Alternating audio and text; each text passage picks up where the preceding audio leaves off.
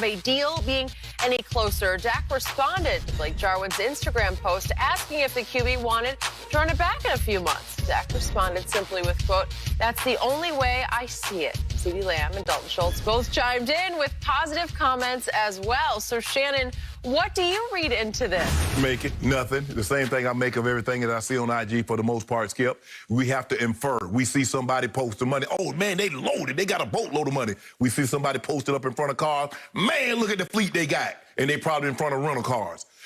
This doesn't mean anything to me. I want someone to wake me up when Dak Prescott put pen to paper on a long-term deal. Not a franchise tag again.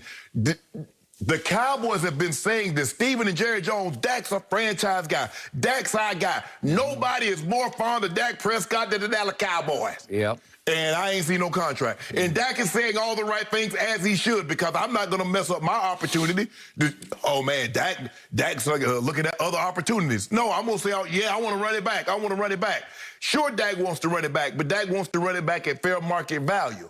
And so for me, Skip, this doesn't do anything for me. This somebody tweeted this and Dak liked it and he commented. This is what I want to see happen. When they pull out them contracts, Skip, that thing they have the NFL station there on it, and you stop flipping them pages, and Dak sitting there with his nice suit on, with his cowboy hat, and he put pen to paper on a long-term deal, then you and I going to have really something to talk about. But this right here, this does nothing for me. Okay.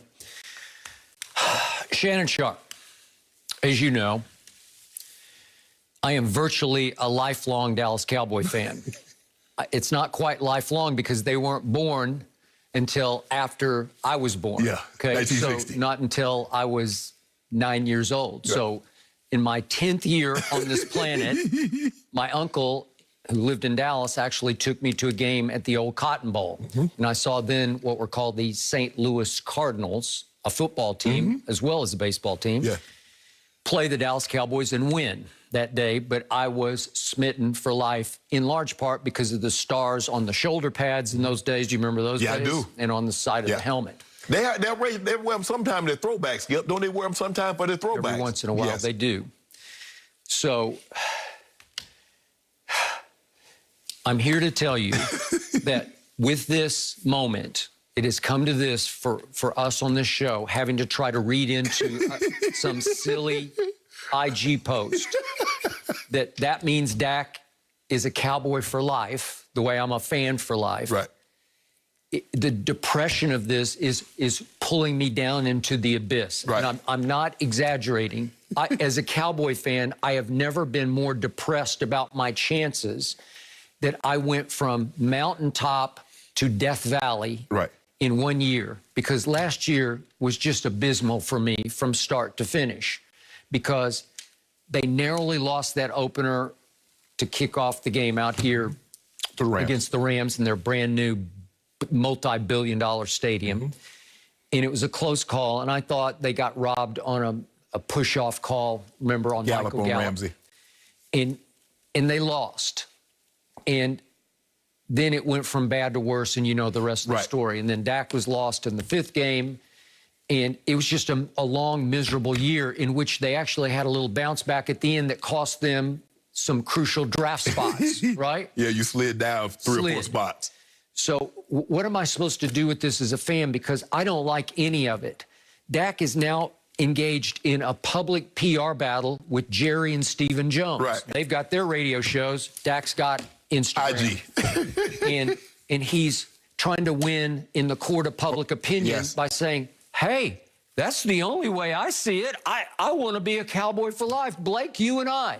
And the depressing thing about this is Blake Jarwin was lost in the first game of the year at the Rams. He was gone for the year.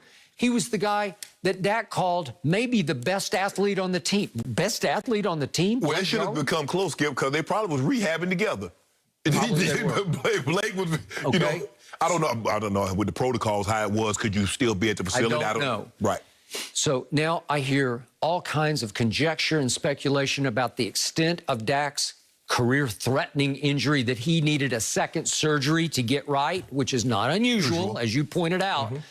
But it's depressing to me because I don't know. That puts another X factor into this equation of What if he can't move the way he used to move? What if it somehow affects his platform throwing, where when he strides into it, he's not comfortable and he loses a touch of accuracy? Because he can be deadly accurate when he gets in a rhythm. And yet, I'm damned if I do and damned if I don't, because I don't want to lose Dak Prescott. On the other hand, do I think he's worth 42, 43, 44 million? I do not, because I told you before, I'm a bigger Cowboy fan than I am a Dak fan, but I've been the biggest Dak defender on earth, especially sitting in this seat across from you, because you have been hard on Dak Prescott. You have never loved him. But here's the thing, though, Skip. You know there are certain things that are going to increase in value. So even though it might be high at the time that you want to purchase it, it's best that you go ahead and purchase it now as opposed to waiting down the road, because the value is only going to increase. That's what it is with, like, quarterbacks. Okay, but what you're telling me is now you have to overpay even more to keep him? Yes. Is that what you're saying? Because you had the opportunity, what would have been you thought a slight overpay at 38, 39 million, you feel is going to be grossly overpaid at 40, 41 million. Even last year at, what was that tag, 33, well. 31. 30, went up to 30, it was about 32. Let's call it 32. Okay. He still ate up the largest chunk of any team salary cap in the NFL because some of those deals, the Mahomes, the Deshaun deals, you prorate were low to start with. Well, see, Skip, with the 31 points, when you say 32 million, Skip, there is no proration. No. So you put all... You got to swallow it right here, right now. Right now. Okay? And what did we get for it? We got nothing. You got 5 games. Okay, you got 5 games, but they were on their way to losing the Giants game when he went down. And Andy Dalton came in and saved it with 2 miraculous throws, or that would have been a disaster. Skip, this is what we know. We know that you're not going to win very many games if you don't have a quarterback. Also, if you have uncertainty. You have a quarterback, but does he want out? The situation with Russell Wilson, the situation with Dak Prescott with the contract extension. That's the same as not having a quarterback, because everybody's looking around, man, I wonder if Dak going to be here. If Dak coming, is Dak going? Is Russ going to be here? Is Russ not going to be here? So you have uncertainty at that position. It's the one position you want to have absolute certainty at. Right. Okay, so look at what I'm facing going into next year. How are they going to fix the defense on the fly? It was historically bad. Right. Will it get that much better next year with a new coordinator? I doubt it. Well, they got Dan Quinn. I know, but so you got the old Seattle factor. Right. Okay. But Skip, they didn't like Chris Richard. Chris Richard learned that defense under Dan Quinn. Okay, so that's what I'm saying. Are they going to be appreciably, markedly better, dramatically better? I doubt it. Skip, and did we see Dan Quinn's defenses in Atlanta? How were they? It was terrible. People need to understand, look, it's easy to call a defense when you got Sherm, you got Earl Thomas, you got B-Wag, you got KJ Wright, you got the Bennett, you got Cliff April. You got those guys in their prime, Skip. Cam Chancellor. It's easy to call defense when you got those young dogs like that. They were young dogs. I'm not sure there's ever been a hotter defense than that one got hot. And they were stretch. And basically, they all came in damn near around the same time, 2011, 2012, all that, 2013, all of them. So you got them 22, 23, 24, 25, and they hungry. Yep. So, and then, Dan Quinn doing that defense. Look at what he got in Atlanta when he didn't have those. Now, turn it back to Jerry Jones. Think of the torment that I have to undergo on a daily basis on this show, because what has Jerry's reputation been? His whole career in Dallas. Jerry normally pays. Overpays. Yeah. And he dramatically overpaid just about everybody, starting with the running back. Can I condemn Jerry because I wanted him paid, and I had no problem with it, but he came back not himself. Right. As I keep telling you, it's like he was in Cabo and he's still running in Cabo sand. We saw the video of him running in Cabo sand. It looks like he's doing it in games to this day. He never looked like he got back in great shape.